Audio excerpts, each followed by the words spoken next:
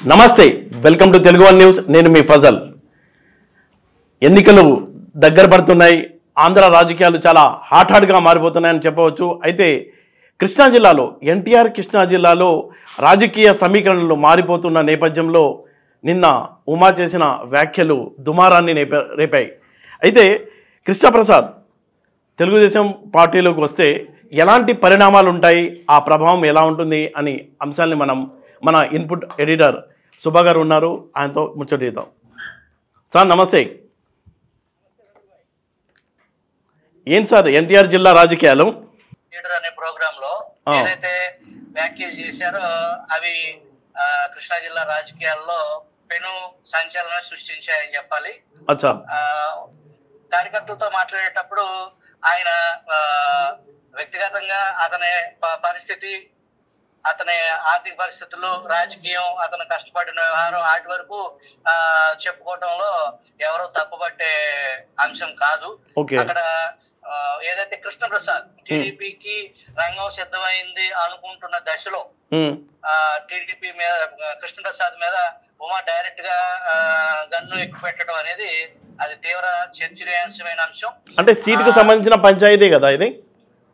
ఆయనకు మైలవరం టికెట్ ఇద్దరు కూడా అతను టీడీపీ పార్టీలోకి వచ్చి వసంత కృష్ణప్రసాద్ మైలవరం టికెట్ ఆశిస్తున్నారు. అవును, స్థానికంగా నేను ఇన్ఛార్జిగా ఉన్నాను, ఇది నన్ను ఇక్కడ నుంచి నేనే పోటీ చేస్తాను, పలానా రోజున పలానా ఊరు నుంచి నేను ఎన్నికల ప్రచారం కూడా నిర్వహిస్తానని చెప్పేసి నిన్న వేదిక మీద ప్రకటించడం అనేది పలువురిని ఆశ్చర్యానికి గురి చేసింది.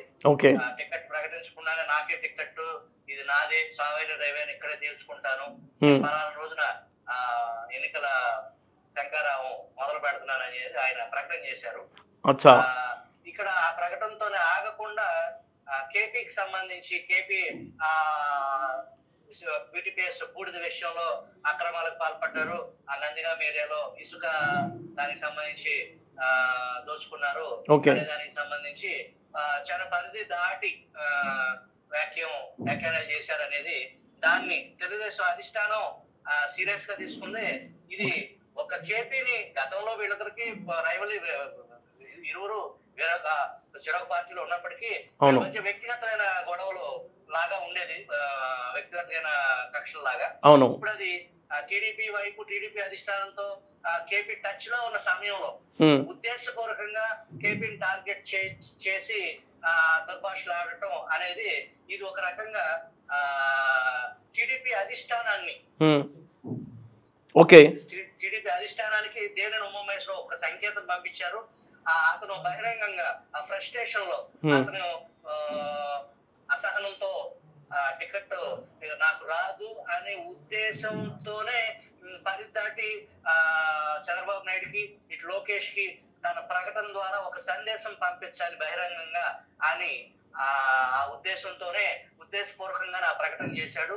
ఇది కేపీని దుమ్మెత్తిపోయటం కాదు, ఆ టీడీపీ అధిష్టానాన్ని ఇటు చంద్రబాబు నాయుడిని లోకేష్ ని టార్గెట్ చేసేదానికే ప్రయత్నం చేశారు ఆయన అనేది ఇక్కడ పరిశీలకుల అభిప్రాయం. అంటే అధిష్టానాన్ని ధిక్కరించాడు అంటే ఆయనకి ఏమన్నా ప్లానింగ్ ఉందా, సడన్ గా తీసుకున్న నిర్ణయంగా భావించుకోవచ్చా మనం?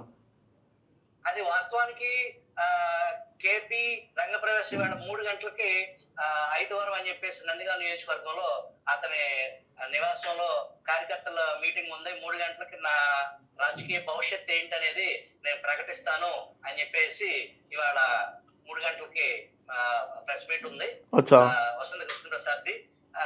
ఇంతకు ముందు 4 రోజుల క్రితమే అదే మైలవరం నియోజకవర్గంలో వసంత కృష్ణప్రసాద్ తన రాజకీయ భవిష్యత్ ఏంటి, తన ప్రయాణం ఎటువైపు అనేది ప్రకటించక ముందే ఆల్ ఆఫ్ సడన్ మైలవరం నియోజకవర్గంలో వైసీపీ స్థానిక ఎమ్మెల్యేని అధికార పార్టీ ఎమ్మెల్యేని కాదని పక్కన పెట్టేసి తిరుపతి రావు అని చెప్పేసి ఒక జెడ్పీటీసీ ఒక అతి సామాన్యుడు అయినటువంటి వ్యక్తిని అక్కడ పోటీకి అభ్యర్థిగా ఇన్ఛార్జ్ గా అనేది అతనే అభ్యర్థి అనేది ఇన్ఛార్జ్ అని చెప్పి ప్రకటించడం అనేది అది టోటల్ వైసీపీ కార్యకర్తలు కేడర్లోనే కాదు జిల్లా రాజకీయాల్లో కూడా ఆల్ ఆఫ్ సడన్ ఆ పేరు ఎవరు ఊహించలేదు.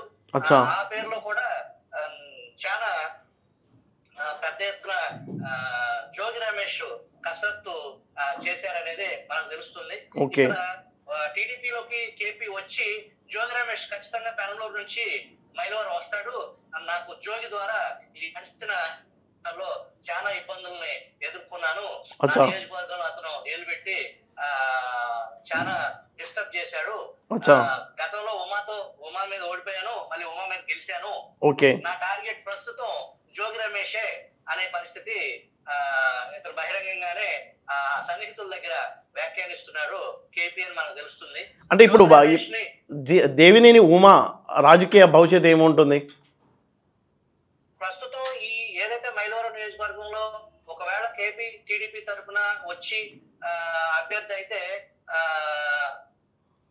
మామూలుగా అయితే కేపీని పెనంలూరు పంపించడమా లేదంటే ఉమాని పెనంలూరు పంపించడమా అనేది అది టీడీపీ అధిష్టానంలో చర్చలో ఉన్న అంశం.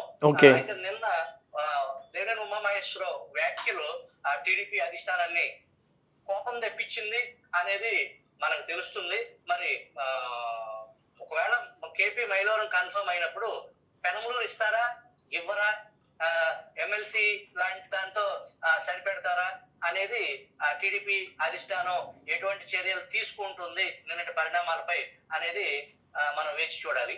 అంటే ఇప్పుడు కేసీనేని నాని బాటలో వెళ్ళే అవకాశం ఏమైనా ఉంటుందా?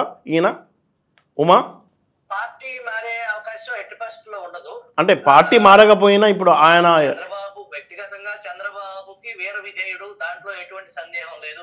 అలాగే చంద్రబాబు కూడా ఉమామహేశ్వరరావు అంటే వ్యక్తిగతంగా ఒక మంచి అభిప్రాయం అనేది వాళ్ళిద్దరి మధ్య గురు శిష్యుల బంధం అనేది ఉంది, చాలా గట్టి బంధం అది.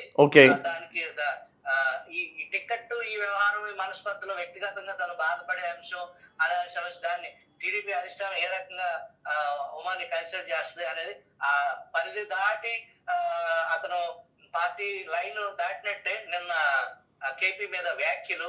వ్యక్తి మంచా చెడ వ్యవహారం టీడీపీ అధిష్టానం మధ్యలో కొన్ని గంటల్లోనే అతను టీడీపీ పార్టీ వైపు అడుగులు పడుతున్నాయి అనుకున్న దశలో కేపీ ఎమ్మెల్యేగా ఉన్నప్పటికీ కూడా ఇంకొక ఒక అనామకుడే అని చెప్పాలి, సడన్ ఇన్ఛార్జ్ గా పెట్టడం అనేది ఇటువంటి దశలో కేపీ మీద తీవ్ర వ్యాఖ్యలు చేయటం అనేది అది కొంత టీడీపీ పార్టీని అధిష్టానాన్ని ఆత్మరక్షణలోకి నెట్టేదానికి తనకి సానుభూతి క్రియేట్ చేసుకునేదానికి ఒక ఉద్దేశపూర్వకంగానే అతను ఆ వ్యాఖ్యలు చేశారు అనేది పార్టీ పెద్దలు నమ్ముతున్నారని మనకు తెలుస్తుంది. అచ్చా, ఇంకొక విషయం చెప్పండి, తిరుపతి రావు లాంటి వ్యక్తిని వైసీపీ స్క్రీన్ మీదకి తీసుకురావడం అది టీడీపీకి లాభం పడినట్టే అని భావించవచ్చా? అది టీడీపీకి కలిసి వచ్చే అంశమే. అక్కడ వాస్తవానికి దాంట్లో జరిగిన రాజకీయ పరిణామం ఏంటంటే యాదవ సామాజిక వర్గానికి చెందిన మాజీ మంత్రి పార్థసారథి టీడీపీ తీర్థం పుచ్చుకోవటం, నూజివీడికి టీడీపీ అభ్యర్థిగా వెళ్లే తరుణంలో ఉమ్మడి కృష్ణా జిల్లాలో యాదవ సామాజిక వర్గానికి సంబంధించి ఒక అభ్యర్థిని యాదవ కులంలో నుంచే కావాలి అని చెప్పేసి వైసీపీ అన్వేషణ మొదలుపెట్టింది.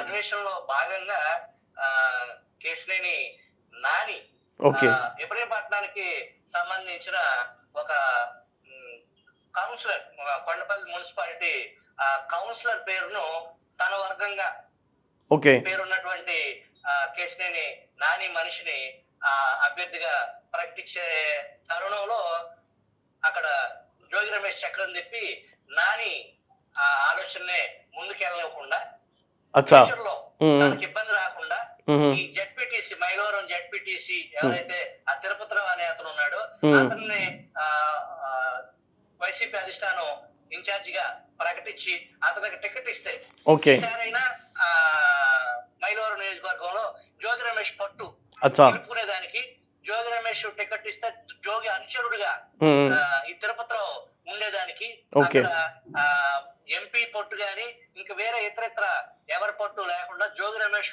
మైలవరం నియోజకవర్గంలో పట్టు నిలుపుకోవటం కోసం ఈ తిరుపతిరావు పేరుని తెర మీద తీసుకొచ్చి అధిష్టానం చేత ఆమోద ముద్ర వేయించడంలో విజయవంతంగా చేయగలిగారు అనేది మనకు అందుతున్న సమాచారం. తన ఆధిపత్యం కోసం ఆధిపత్యం కోసం, తన అవసరం కోసం, ఓకే. తన లైన్ లో తన అనుచరుడుగా ఉండే దానికోసం, కాన్స్టిట్యున్సీని తన గ్రిప్ లో పెట్టుకునే దానికోసం ఆ తిరుపతిరావు అనే ఒక డమ్మీ అభ్యర్థిని ఇతను ఎంచుకున్నాడు అనేది మనకు తెలుసు సమాచారం. అంతే అంత వీక్ గా జగన్ ఎలా ఒప్పుకున్నారు సీఎం జగన్? అక్కడ కేవలం సామాజిక వర్గమే చూశాడు అక్కడ జగన్. అచ్చా. సామాజిక వర్గానికి సంబంధించి కేసినేని నాని ఒక అభ్యర్థిని తెర మీద తీసుకొస్తే, జోగి రమేష్ ఒక అభ్యర్థి తెర మీద తీసుకొచ్చాడు. వీళ్ళిద్దరూ సామాన్య వాస్తవానికి నాని ప్రతిపాదించిన అభ్యర్థి కానీ, నాని ప్రతిపాదించిన ఒక కౌన్సిలర్ కొండపల్లి మున్సిపాలిటీలో. ఓకే. ఫైనల్ గా అధిష్టానం జోగి వెంటే నడిచింది. జోగి రమేష్కే మద్దతు ప్రకటించినట్టు అర్థమవుతుంది. అచ్చా, ఇంకొక విషయం చెప్పండి సుభాకర్ గారు. ఈ విజయవాడ పార్లమెంట్ పరిధిలో తిరువూరు నియోజకవర్గం నుంచి టీడీపీ అభ్యర్థిగా ఈ రేసులో ఎవరు ముందు ఉన్నారు? చాలామంది పేర్లు అయితే వినిపిస్తున్నాయి, కానీ ముందు వరుసలో ఎవరు ఉంటారు? మీ దగ్గర ఉన్న సమాచారం ఏంటి? టీడీపీ అభ్యర్థిగా కొలికిపూడి శ్రీనివాస్ నూజివీడు నియోజకవర్గం నుంచి అందరికంటే రేస్ లో ముందున్నారు. ప్రధాన కారణం ఆయన మాదిగ సామాజిక వర్గానికి చెందిన వ్యక్తి కావటం, రెండు అతని శ్రీమతి ఎస్టీ సామాజిక వర్గానికి లంబాడి కులానికి సంబంధించిన వ్యక్తి అవటం. దాదాపు 17,000 ఓట్లు అది ఎస్సీ రిజర్వ్ నియోజకవర్గం.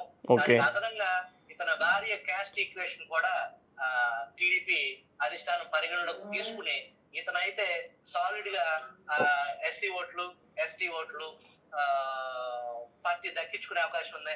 అభ్యర్థి గెలుపు సునాయాసం అనే భావంలో ఈ దాదాపు కొలిపూడి శ్రీనివాస్ వైపే టీడీపీ చూపుతుందని మనకు తెలుస్తుంది. ఓకే. టోటల్గా మనం కనుక చూసుకున్నట్లయితే ఎన్టీఆర్ జిల్లాలో రాజకీయాలు అయితే హాట్ గానే నడుస్తున్నాయి అనుకోవచ్చు. వసంతకృష్ణ ప్రసాద్ టీడీపీలోకి రావటం ఖాయం అనేది మనకి తెలుస్తుంది. అది జరిగిన సెకండ్ లో మైలవరం నియోజకవర్గం అనేది పర్టికులర్ మైలవరం నియోజకవర్గం రాజకీయం అనేది మనం తర్వాత మాట్లాడుకున్నా, ఇతను ఎంట్రీతో నందిగామ నియోజకవర్గంలో ఉన్న వైసీపీని ఖాళీ చేసే ఆలోచనలో అంత గ్రౌండ్ ప్రిపేర్ చేసుకున్నాడు వసంతకృష్ణ ప్రసాద్. దాదాపు 70% వైసీపీ క్యాడర్ ని నాయకుల్ని టీడీపీలోకి ఇతను ఎప్పుడైతే టీడీపీ కండువా కప్పుకుంటాడో నందిగామ నియోజకవర్గంలో వైసీపీని ఖాళీ చేసే పరిస్థితి రంగం సిద్ధం చేస్తున్నారు కృష్ణప్రసాద్ అనేది మనకు తెలుస్తుంది. అంటే ఈ ప్రభావం జగ్గాయపేట నందిగామ పైన కూడా పడవచ్చు. నందిగామలో దాదాపు వైసీపీని తుడిచిపెట్టే కార్యక్రమానికి రంగం సిద్ధం చేశారనేది మనకు తెలుస్తుంది. జగ్గాయపేటలో కూడా ఎంతో కొంత వీళ్ళ ప్రభావం, వీళ్ళ కుటుంబ ప్రభావం ఉంటుంది. వీళ్ళ తండ్రి గతంలో వసంతరాయస్లో హోమ్ మినిస్టర్ పనిచేయడం, ఆ పరిచయాలు, చుట్టరికాలు, దానికి సంబంధించి కొంత ఓటు బ్యాంకు వీళ్ళకి ఉంది. పర్టికులర్ గా నందిగామ కాన్స్టిట్యున్సీలో ఎవరైతే ఇప్పుడు వైసీపీ నాయకులుగా ద్వితీయ శ్రేణి నాయకులు ఉన్నారో వాళ్ళలో చాలా మందిని టీడీపీ కండువాలో కప్పే ఆ పరిస్థితి వసంతకృష్ణ ప్రసాద్ చేయబోతున్నాడని మనకు తెలుసుకున్న వార్త. అచ్చా, ఓకే. థ్యాంక్ యూ సుభాకర్ గారు వివరాలు అందించినందుకు.